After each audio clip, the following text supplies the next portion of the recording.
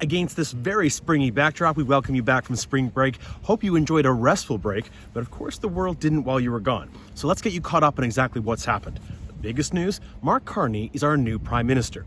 Now remember, in our system of governance, we don't elect the Prime Minister, only the governing party. And when the leader of that governing party resigns, as Justin Trudeau did back in January, a leadership race takes place, and the leader of that race gets to be sworn in as Prime Minister. So Mark Carney is most certainly a democratically legitimate Prime Minister of Canada, even if he has not been elected by our electorate. That will come soon though, because the governing party's mandate only lasts for 4 years. That means Mark Carney has to call an election by the fall, unless of course the opposition parties, in a minority government, as we have right now, decide to pull the plug in Parliament earlier than the fall. That means this is not only in Mark Carney's hands. However, there's likely to be an election called before the opposition parties get to have a say. That's because Mark Carney wants to control the narrative. Is that semantics? Absolutely. But it's still semantics that matter. And that's why we think a federal election will be called probably by this time next week. Now, before that happens, Mark Carney gets to be, prime ministerial. And right now he's off into Europe trying to defend Canada's sovereignty. But his first act as Prime Minister, if you missed it over the weekend, was to cancel the carbon tax. Now you know all about the carbon tax. It's a highly polarizing policy aimed at trying to combat climate change, but something that many people in Canada, and especially the Conservative Party, have argued is raising the prices of everything. Now, when Mark Carney canceled the carbon tax with a swipe of his Sharpie pen, a lot of people said, this is a great relief for Canadian taxpayers. But not the Conservative Party. They've argued that Mark Carney can't cancel the carbon tax because in Canada, prime ministers don't have that power. And technically they're right. In the United States, if you watch Donald Trump in the Oval Office sign executive orders like tariffs, that's something that's unique to their system of government. In our system of government, we don't have that power. Though the Prime Minister has a lot of power, they can't unilaterally make decisions with the strike of a pen.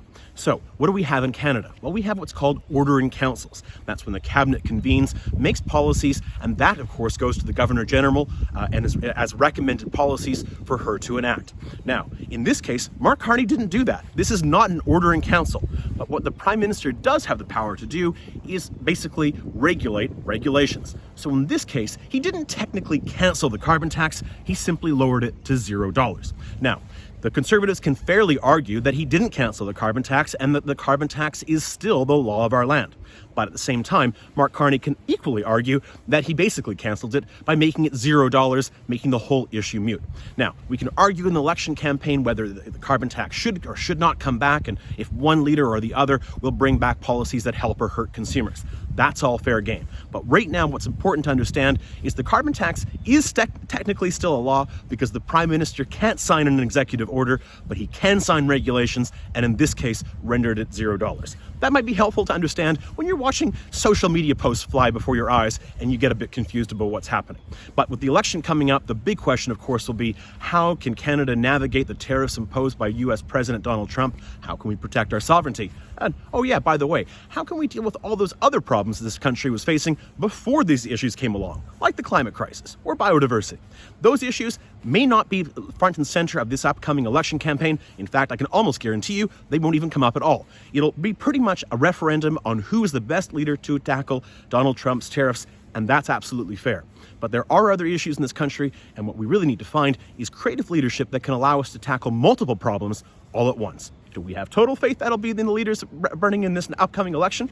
Maybe not, but it will be up to the electorate, people like you, even if you can't vote, to hold leaders feet to the fire and make sure they're coming up with the kind of creative policies necessary to defend our economy, to ensure the safety of our social net, and of course, protect our environment for generations to come. We'll be here every step of the way when the election gets called to help you understand everything that happens. But for now, know that we do have a new Prime Minister while you were on break. And of course, that Prime Minister has changed some policies, just not the way maybe some people think.